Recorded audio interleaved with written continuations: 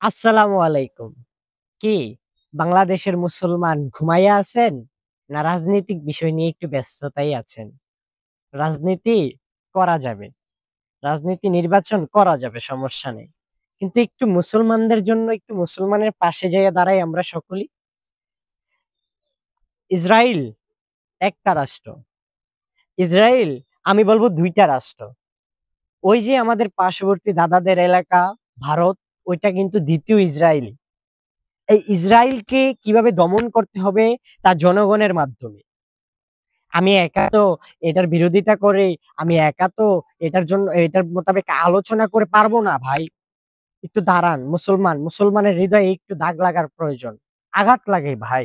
আমাদের মুসলমানদের উপরে নির্যাতন, নিপীড়িত প্রতিনিয়ত হচ্ছে। ভাই কেন? ভাই একটু ফেসবুকে পোস্ট বাদ দিয়ে একটু রাস্তায় নামেন। ফেসবুক দিয়ে আমাদের কিছু হবে না। শুধু মেসেঞ্জার ইউজ করে সবাইকে নিয়ে রাস্তায় নেমে প্রতিবাদ করেন। ওই ভারতীয় মুসলমানদেরকে আমরা সুস্থ চাই। ভারতীয় মুসলমানদের স্বাধীনতা চাই। যারা মসজিদে নামাজ পড়তে যেতে পারে না, জুম্মার নামাজ পড়তে যেতে পারে না, তাদেরকে নামাজ পড়ার পরে লাঠি নিক্ষেপ করে বাইর করে দেওয়া হয়।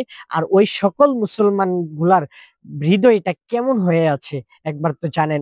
ওই মসজিদ গুলা ভেঙ্গে মন্দিরে পরিণত করতেছে আল্লাহ তাআলা।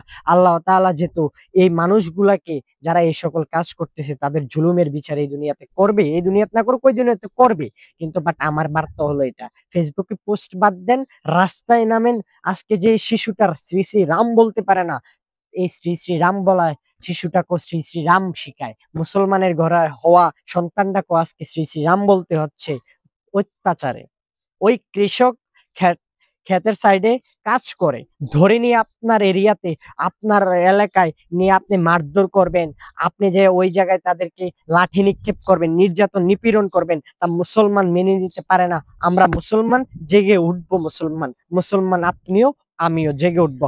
আশাবাদী ফিলিস্তিনের জন্য যেভাবে রাস্তায় নেমেছি, আমরা কিন্তু আরেক দ্বিতীয় ইসরায়েলি ভারতের জন্য এভাবে রাস্তায় নামবো। ইনশাআল্লাহ। সবাইকে এই বলেই বক্তব্য শেষ করলাম। আসসালামু আলাইকুম।